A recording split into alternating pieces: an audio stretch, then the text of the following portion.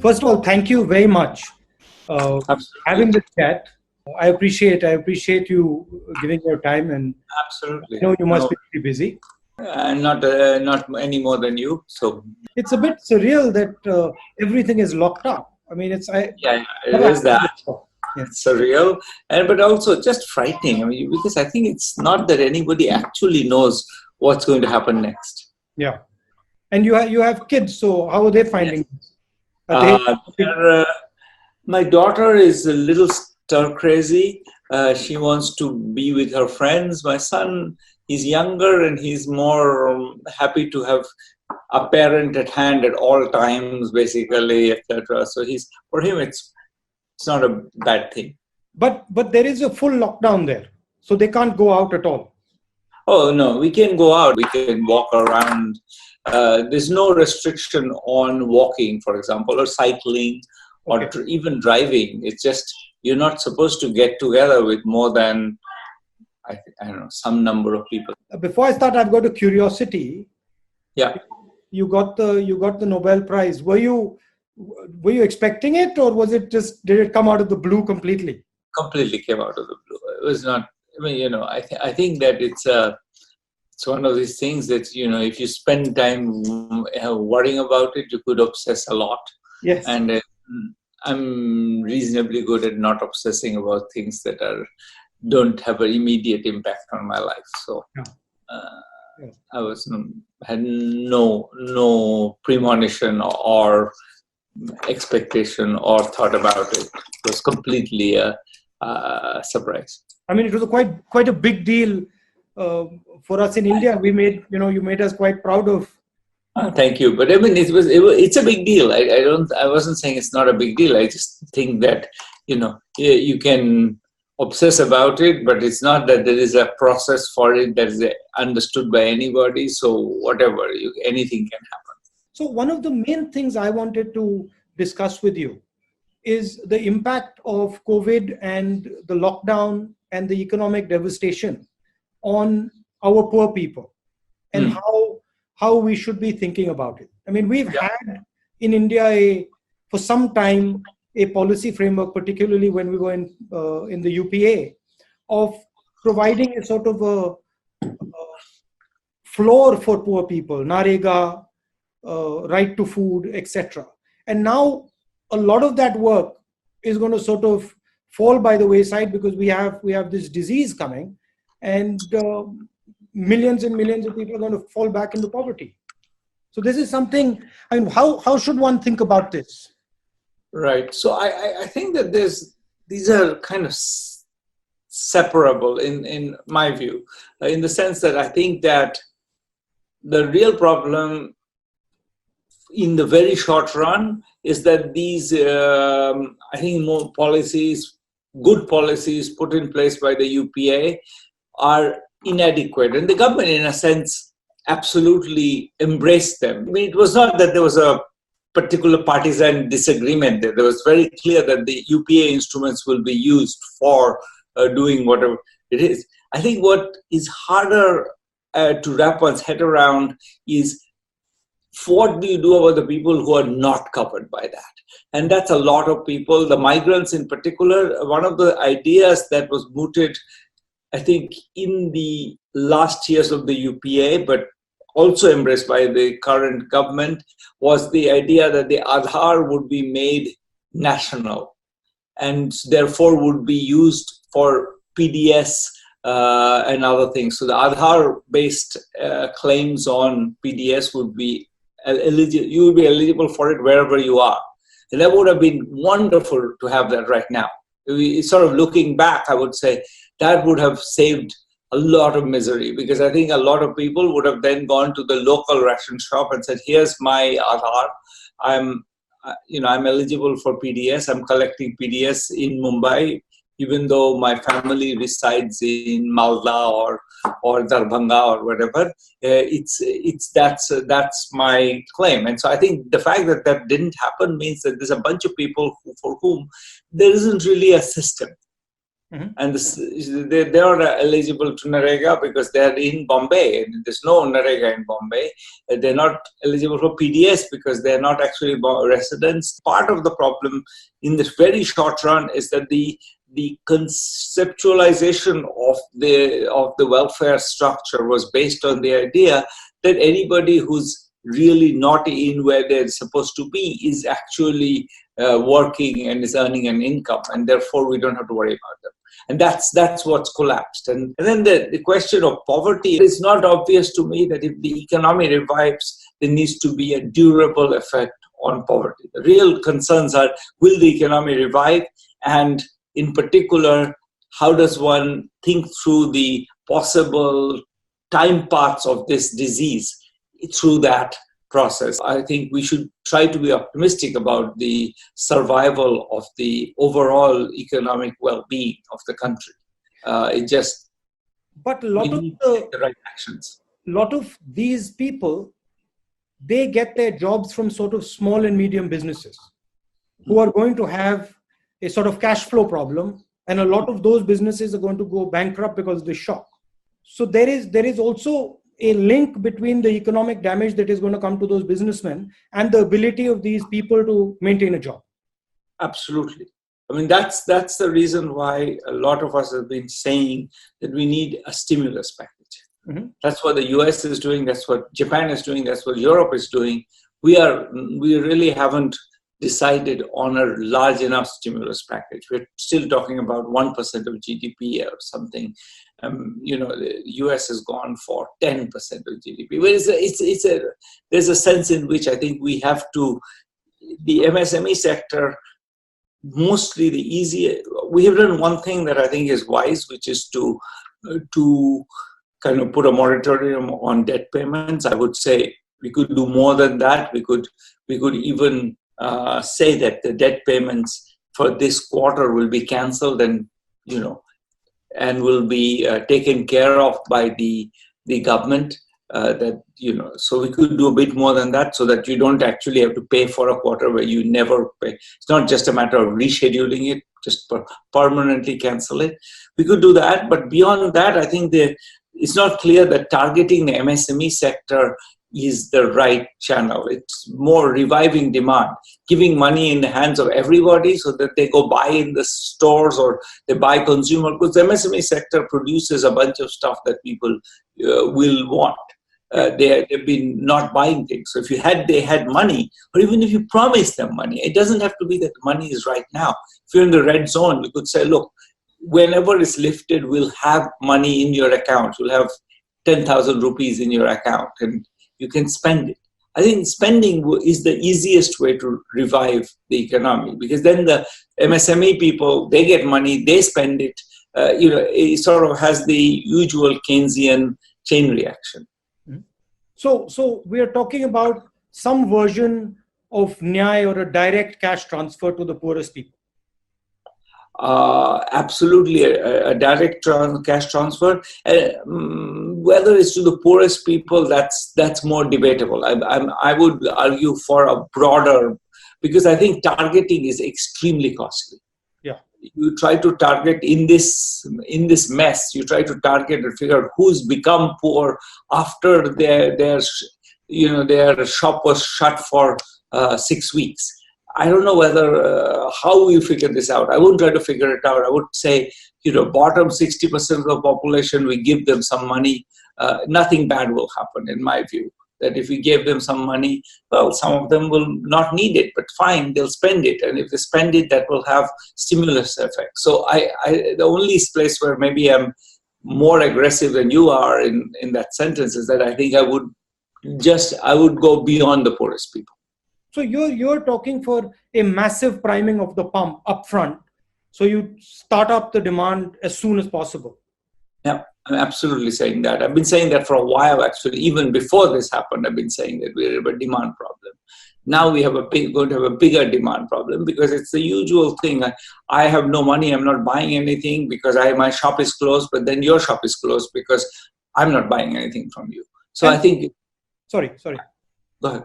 And I think implicit in what you're saying is that you need to do it faster rather than slower. So the faster you do it, the more effective it's going to be. Yeah, so it's going to be. every second lost is actually damaging. You're right in saying I want it fast. I don't want to have us checking everybody's locus standi and whether they're appropriate for this or not. I do think that it may be we shouldn't induce a mismatch of supply and demand by giving people spending power where we have shut down the entire retail sector because they are in the red zone or something. So we need to plan that a bit better than, so that there's you get the money when you can go out and buy, not now.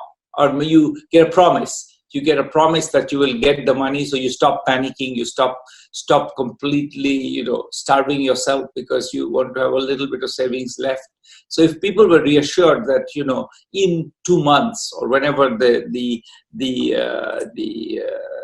lockdown will be lifted, they're going to have some money in their hands, I think they would be much less worried about it, and they'll be more willing to spend already. And some of them have some savings; they'll spend it. So I feel that we shouldn't necessarily rush into it, because there may be places where there's no production right now, there's no supply right now. So putting money in will just burn the money. There'll be inflation. We want to wait for that, but with that caveat, yes, soon. And so the next point is that the sooner you're able to come out of a total lockdown, the better it is. And then you need a strategy for that begins to sort of start up parts of the economy quickly. Otherwise, yes. You've got the money is useless then. Correct. So I think sooner you come out of a lockdown, of course, depends very much on the disease. You don't want to take off the lockdown just when a lot of people are getting sick. So it's absolutely, that's absolutely right. We have to kind of be aware of the time path of the disease in taking that decision. The other thing that is slightly different in India is that the food issue and the scale of the food issue. Yeah. So we have large numbers of people who don't have ration cards. There's an argument being made, just hand out what is in the godams, because it's going to get more and more full as the harvests come in. So just move aggressively on that. What do you think of that? We in fact wrote an op-ed with Raghu, Rajan and Amartya Sen saying literally that, which is hand out temporary ration cards to anybody who wants one. In fact, put all other ration cards in abeyance. Just put temporary, anybody wants one, and it's a temporary ration card, lasts for 3 months for now, and maybe renewed for another 3 months if necessary, and honor that. So give everybody a ration card. Anybody walks in, give them one, and use that as the basis for making transfers. I think we have enough stocks. We can keep going for a while. The Rabi crop has been good this time, so we're going to have tons of wheat and rice. So at least wheat and rice we can keep giving out. I don't know whether we have enough dal or not, but I think that the government promised dal as well, and so hopefully we have enough dal and oil and cooking oil. But yes, absolutely, we can definitely do that and should really do that. Give out temporary ration cards to everybody. And what else would you think should be on the sort of the package that the government is thinking about? I mean, we've spoken about small and medium. We've spoken about migrant labor, about the food issue. Any other things that you feel should be on that? I think the last piece of this is just, I think, for the people who, to get cash to people, we really need some machinery. We can't really get cash to people. And people who have the Jan Dhan accounts, they can get the money, but many people don't. And especially, migrants may not have the access to that, etc. So I think we want to also think about what happens to the substantial part of the population that doesn't have access to these things. And probably the right answer is that we should give a bunch of money available to the state governments to try out their own schemes, to be creative in reaching people who are excluded and using NGOs. I think that we have to be willing to take some amount of, mistargeting, malfeasance. Some money will be stolen, but I think if we sit on our hands and say that we don't want to do anything that's going to possibly go wrong, then I think we'll make sure it goes wrong in a sense. There is a balance between the centralization and the decentralization aspects. I mean, it's true that each state has its own nuances. Kerala is doing something completely different. Uttar Pradesh is doing something completely different. But then the central government also has a particular role that they have to play. And there's a tension I can see between these two ideas. You're completely right that this is a tension, and clearly the migrant movement question cannot be handled by a state government. It's a little bit odd that he's being handled so much bilaterally, that in a sense I feel that that's a problem, because this is a place where you don't want to decentralize, because you want to actually aggregate the information. If this is a population of people who are very infected, you don't want them to be moving through the whole country. So I feel that that's a place where we should have tested people before they're allowed to board a train or something. Yeah. So that's a central question. Yeah. That's something that only a federal government can do, is tell the government of UP that you cannot just bring your migrants home. Conversely, I think the question of how to serve migrants in Bombay city is the Maharashtra government's problem, and or the Bombay city municipality's problem. And you can't have the federal government resolving that. So I think that you're exactly right. But I mean, what's your thought on that? Right now, it seems like we are sort of it seems like it's something that can't possibly be resolved. In the longer run, I think we need to think of, institutions which are more robust in that way. But right now, I don't see what we can do about it. I mean, I feel that you have to create option value. So decentralizing as much of it as possible, which they can handle at the local level, is, in my view, a good thing. So the tendency should be to sort of parcel out things that can be managed at the district level and at the state level. Of course, there are some things that, district magistrates can't decide about airlines and about, railways and stuff. So I feel that the big decisions should be national. And then even on the lockdown front, leeway should be given to the states. That is, if you want to lock down, you want to understand the nature of your lockdown, you please do your lockdown. So you give option value to the state, and the state can say, okay, actually, I'll do this and I won't do that. And the risk sort of comes on the state, and then they manage it better. That would be how I would think about it. But I think the current government has a slightly different view. They prefer to sort of manage and see the thing and centralize the thing. I mean, there are two perspectives. I don't necessarily think one is wrong and one is right. I veer towards the decentralization.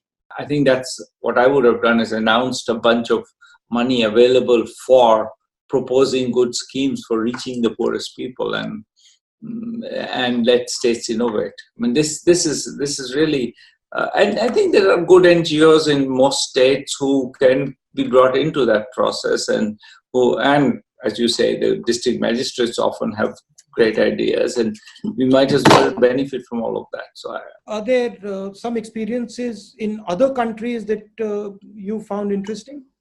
So, I'll tell you one thing that Indonesia is doing right now. Indonesia has decided that it's going to give out, cash transfers, and it's going to give it entirely through a community decision-making process. So the community is going to decide who are the people who are needy, and choose them for the transfers. And I mean, we worked with the Indonesian government on exactly this issue many years ago, and we find that it doesn't do any worse than the centralized targeting. Is you don't get captured by special interests or anything, and in fact, what you get is people make judgments about what is appropriate in a much more locally nuanced way. In India, of So course, I think that that's an experience we could learn from. They have very much gone in the direction of using, telling the community, here's some money, give it to the ones who are the most needy. And that's probably, and in an emergency, that's a good policy for sure, I think. Because at least the community has some information that wouldn't possibly centralize. you would run into the sort of dominant caste problem, where the dominant caste would try and sort of shape that money flow. Maybe, but on the other hand, you'd worry that if you in the process of trying to prevent that, I would rather put in place extra money to allow for that than to try to figure out who are the deserving people in the village. It just seems to me, I think the one that drives a bit in the direction of what I think you've been saying and the government has also been saying, which is try to widen the reach of PDS. And that's clearly right, and make them basically quasi-universal. So that's one way to avoid that. But if you want to do more than that to get cash to people, and some people have these Jan Dhan accounts and others don't. Some people are in NRDGA roles, that's another way to get cash to people. And some are not. Some are on the Ujjwala lists, and some are not. Once you got through those lists, you still find that there is a bunch of people, many, many, many millions who are excluded. And how do you serve those people? And for that, it's clear that there should be some funds available to some very local authority who can identify those people and serve them. And I don't disagree with you that there might be elite capture of some form or the other. We worried about that a lot in Indonesia when we were working there. In fact, found not much evidence for it, to be honest. I think we'll have to sort of take a chance that some of this will go wrong.